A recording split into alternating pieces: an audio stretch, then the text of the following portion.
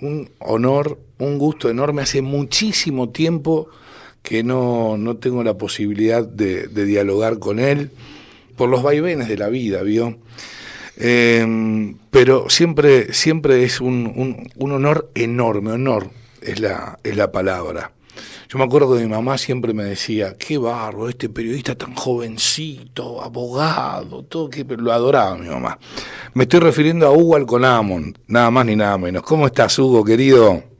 Buenas tardes, Silvio, gracias por esas palabras que me honran. No, por favor, es lo que siento. Vos me conocés, sabés cómo soy, y si no lo pensara no lo diría, ¿sí? Muchas gracias. Mirá, me hiciste acordar a mi mamá, con eso te digo todo, en serio. Sí. Bueno, Hugo, a ver, a lo nuestro, o a lo suyo. Massa pegó infinidad de carpetazos días atrás en el debate, y uno de ellos tuvo que ver con la relación que tenía Javier Milei con Eurnequian, o la que sigue teniendo. Milei me pareció muy corto de reflejo en ese momento, porque no le contestó en relación precisamente a los vínculos tan estrechos y tan cercanos que tiene Sergio Massa con empresarios. Y este es uno de los artículos que se publicó en el día de ayer o en el día de hoy en La Nación, que, como título tiene el Club de los Empresarios Amigos que alientan el sueño presidencial de Sergio Massa. ¿Qué nos podés comentar al respecto? Pues primero que es un secreto a voces, y así como te llamó la atención a vos, nos llamó la atención a nosotros que Sergio Massa haya negado lo que es un secreto a voces, lo que es evidente. De hecho, vos bien lo conocés, uno de los trucos de la comunicación política es que cuando alguien te acusa de algo, si es cierto, admitilo y duplica la apuesta. Es decir, sí, tengo muchos amigos, y tengo amigos porque es lógico que como un político de primer nivel nacional, yo tengo que interactuar con los empresarios, tengo que ayudarlos en lo que sea, porque ayudarlos a ellos genera empleo. Esa sería una respuesta básica. Bueno, pero estás pidiendo mucho. Para Sergio Massa estás pidiendo en demasiado. definitiva, así como en su momento, hará una semana, publicamos los vínculos de Javier Milei con Eduardo Eurnequian y otros empresarios más o menos conocidos, esta semana hicimos la misma nota sobre Sergio Massa y sus vínculos con un grupo de empresarios, entre los cuales se destacan tres, que son Daniel Vila, José Luis Manzano y el, por supuesto, ahora fallecido Jorge Brito. Esos tres nombres son claves para entender el recorrido que ha tenido Sergio Massa durante al menos los últimos 15 a 20 años. Que por supuesto después hay otros empresarios muy cercanos a él, como pueden ser, por ejemplo, Mauricio Filiberti, o Daniel Guerra, o Francisco de Narváez, y puedo seguir dando ejemplos, ¿sí? Marcelo Mindling o Sebastián Eskenazi, pero en definitiva, tres son los jugadores clave: Vila y Manzano por un lado, Jorge Brito por el otro. A tal punto era el vínculo que unió a Sergio Massa con Jorge Brito, recordemos para los oyentes, quien fuera hasta su muerte el principal banquero de la República Argentina, titular del Banco Macro, el banco privado más grande de la República Argentina. Jorge Brito era tal el vínculo con Sergio Massa, que Sergio Massa en la intimidad lo apodaba tío a Jorge Brito, y a su vez la relación entre ellos era casi paterno-filial. Y en ese contexto es que, por ejemplo, Jorge Brito lo orientaba, lo asesoraba, lo acompañaba, incluso se cree que financiaba parte de sus campañas, le proveía de aviones si requería a Sergio Massa para poder volar en distintos puntos del país. Y en definitiva, cuando muere Brito, invito a los oyentes a que busquen en internet el aviso fúnebre que le publica Sergio Massa despidiéndolo a Jorge Brito, que expone claramente cuál era el vínculo, que era mucho más que de negocios, era un vínculo casi de familia. En el caso, por el contrario, de Daniel Vila y José Luis Manzano, el vínculo es muy fuerte, Y también invito a los oyentes a que busquen la nota que publicamos hoy sobre los vínculos de Massa con los empresarios, porque llega a haber tal vínculo de confianza entre Massa y Vila, que incluso Vila queda inmortalizado en una imagen, una fotografía que nosotros tenemos. Sí, por favor, véanla. En la cual básicamente lo cacha de armas, lo palpa de armas a Massa desde atrás, en una intimidad que yo no sé si vos tenés con todos tus amigos o siquiera con un amigo, y yo seguro que no tengo con ninguno de mis amigos. Yo estoy seguro que ninguno de mis amigos se animaría a hacerme ese palpamiento de armas que Vila le hizo a Sergio Massa. Totalmente. Muy íntimo, por otra parte. Que aclaremos algo. A ver, Sergio Massa con Daniel Vila o también con Daniel Guerra se ha ido de vacaciones. Se ha ido a pasar tiempo en Pinamar o en Miami, donde también ha coincidido con Filiberti. Es decir, estamos hablando de empresarios que, otra vez, yo reitero, yo sí he ido con algunos amigos, he compartido vacaciones en familia, las dos familias juntas, pero eso denota un grado de intimidad que no con cualquiera tengo. No. Lo mismo cabe inferir en esos contextos. Y estamos hablando, a su vez, empresarios con los cuales ha compartido cenas, proyectos, ambiciones, que al mismo tiempo Sergio Massa, como ministro de Economía, ha dado a la aprobación final, por ejemplo, para el desembarco de Daniel Vila y José Luis Manzano, por ejemplo, en la empresa Edenor. Ni más ni que menos. A su vez, después terminó teniendo un beneficio especial de Camesa, algo que desde la oposición se consideró que fue una virtual condonación de deuda. En definitiva, que tenés un ida y vuelta entre Sergio Massa y determinados empresarios que es mucho mayor de la interacción habitual entre políticos o funcionarios públicos y empresarios de primera línea. Uh-huh. Además tenés que, por ejemplo, Vila es Manzano también, bueno, son dueños del Grupo América.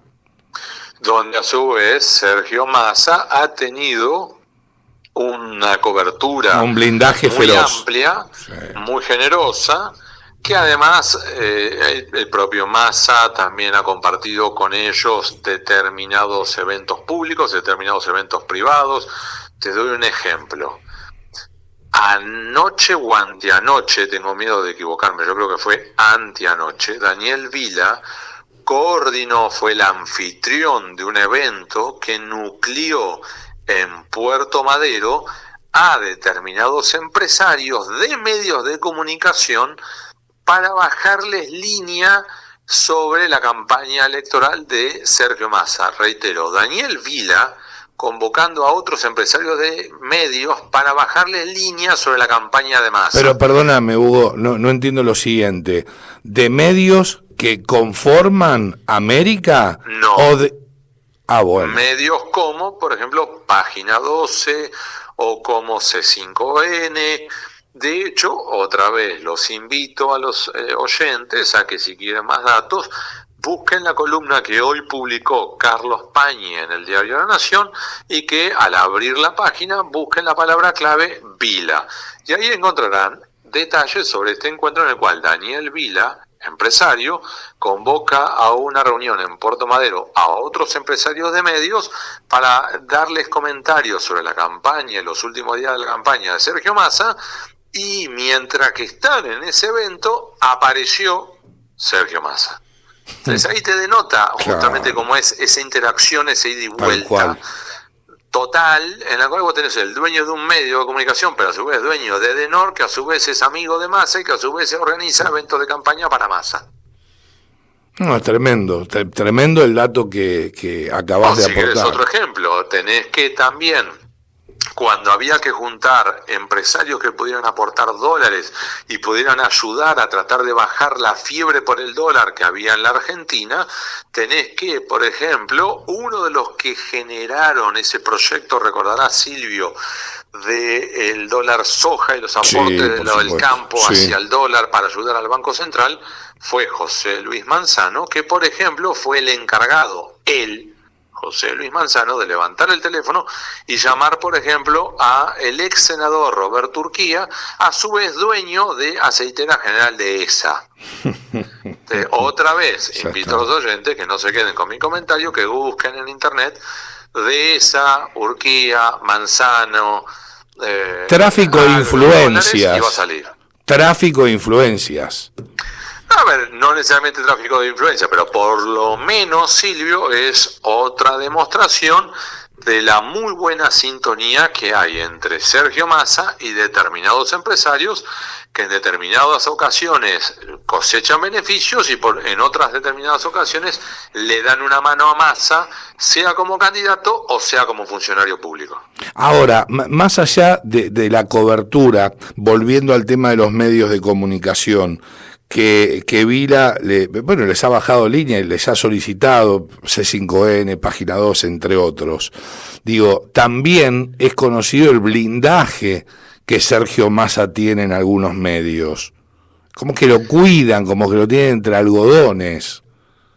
Esto es algo bastante habitual entre varios medios de comunicación a la hora de lidiar con funcionarios o con candidatos de campaña. Entonces es habitual, por un lado, que los candidatos presidenciales vayan, por ejemplo, a los grandes medios de comunicación de cada provincia cuando están en esas provincias.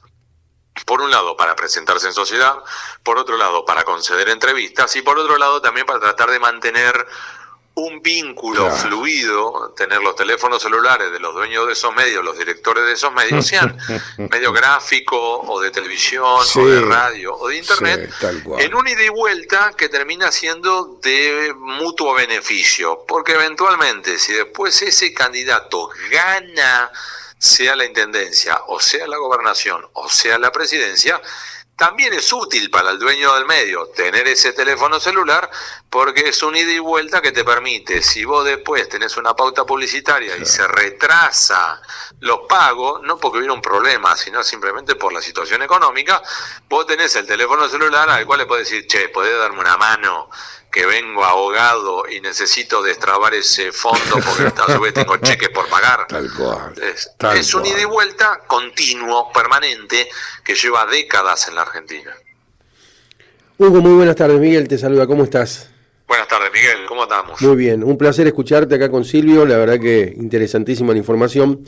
Y algo de lo que yo estaba desmenuzando, escuchándolo a ustedes, los nombres de las personas que vos estabas citando, ¿no? Vila, el fallecido Brito, Guerra, de Narváez, bueno, etcétera, etcétera. Y me quedo con un personaje de esta lista, que es Manzano, viniendo de la provincia de Mendoza. Chupete. Y la trayectoria política y los gobiernos que estuvo, ¿no? Para tener idea un poco hacia dónde apuntan ciertas cosas. Ahí tenés un ida y vuelta, otra vez, ¿no? Para los oyentes. ¿Por qué? Porque tenés políticos que siempre han sido políticos. Después tenés empresarios que se convirtieron en políticos y después volvieron a ser empresarios. De Narváez. Y hay dos casos puntuales de amigos de Sergio Massa. Uno es Francisco de Narváez, el otro es Miguel Ángel Pierri. Y después tenés otros que son empresarios que siempre han sido empresarios y continuarán siendo empresarios, como el caso de Daniel Vila. Ahora, en el caso de Chupete Manzano vos tenés políticos que después terminaron convirtiéndose en empresarios. Por eso te digo, hay múltiples variantes. Otro ejemplo de empresario que devino en político que volvió a ser empresario es Roberto Urquía.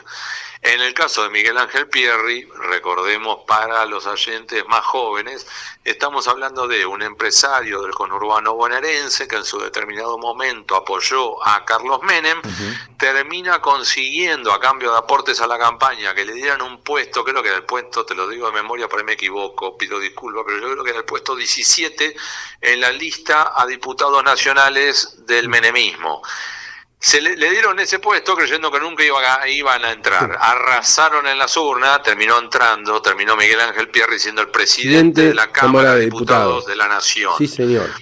Y cuando terminó su recorrido, que fue, aclaro, presidente de la Cámara de Diputados durante una década, cuando terminó eso, vuelve al sector privado y vuelve al sector privado a liderar Telecentro, una de las empresas proveedoras de cable y mucho más que cable hoy, internet también y demás, en el conurbano bonaerense. Este es el caso de Miguel Ángel Pierri. En el caso de Massa, recordemos, como bien mencionaba recién Silvio, para los más veteranos como yo recordarán que le decían el Chupete Manzano, médico de Mendoza, que entra a la Cámara de Diputados de la Nación, donde rápidamente gana por carisma, talento, vocación, esfuerzo, trabajo, pues la verdad que era un gran operador, termina siendo una de las figuras clave de la época menemista, a tal punto que es el que acuña la frase legendaria que termina llevando al título de su libro más conocido, Horacio Berbisky: yo robo para la corona, robo para la corona. Esa es una frase atribuida a Chupete Manzano. Cuando termina el menemismo y el paso por la función pública de Chupete Manzano, Manzano se va a los Estados Unidos, donde en teoría estudia, creo que de memoria, por ahí me equivoco, en la Universidad de San Diego, California, pasa allí 1 año o 2 y luego vuelve a la Argentina, pero ya no para la función pública, sino para el sector privado.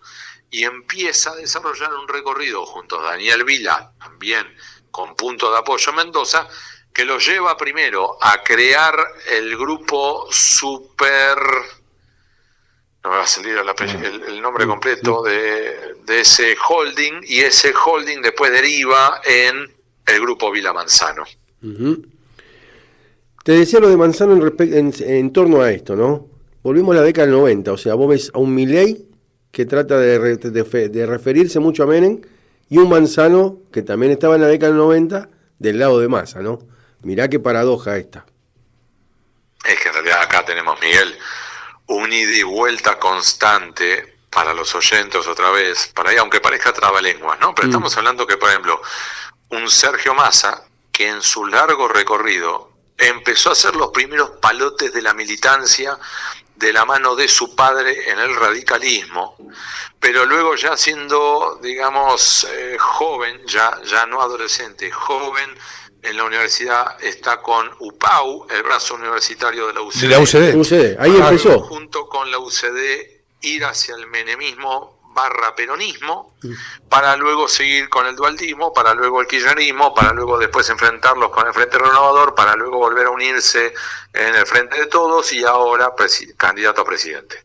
En el caso de Milei, lo que tenemos es un hombre que no tenía militancia política, pero que empieza a hacer sus primeros palotes de la mano de Guillermo Francos, sí, en la Fundación Acordar, que a su vez proveía de ideas a la campaña de Daniel Scioli, cuando Scioli, gobernador, compite por la presidencia contra Mauricio Macri en 2015, pero al mismo tiempo que estaba aportándole ideas a el equipo de Daniel Scioli, también estaba acercándose con Diego Giacomini y con Guillermo Nielsen al Frente Renovador de Sergio Massa entre 2013 y 2015.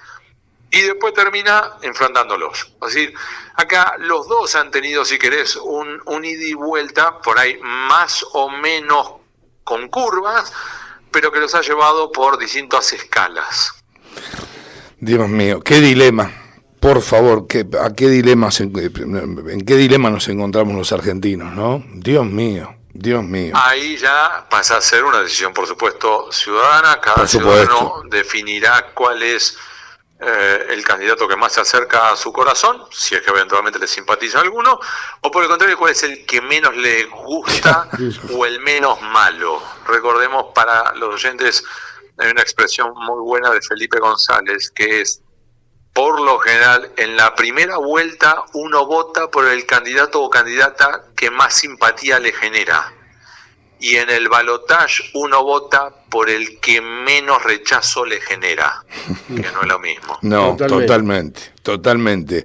Hugo, querido, qué lindo que nos hayas acompañado. Te agradecemos mucho. Ha sido un placer y gracias por su tiempo. Espero haberles aportado algo. Todo. Abrazo gigante. Muchas gracias, Hugo, nuevamente. Adiós. Hasta siempre. Adiós. Hugo Alconada Amón pasaba por la cocina de las noticias.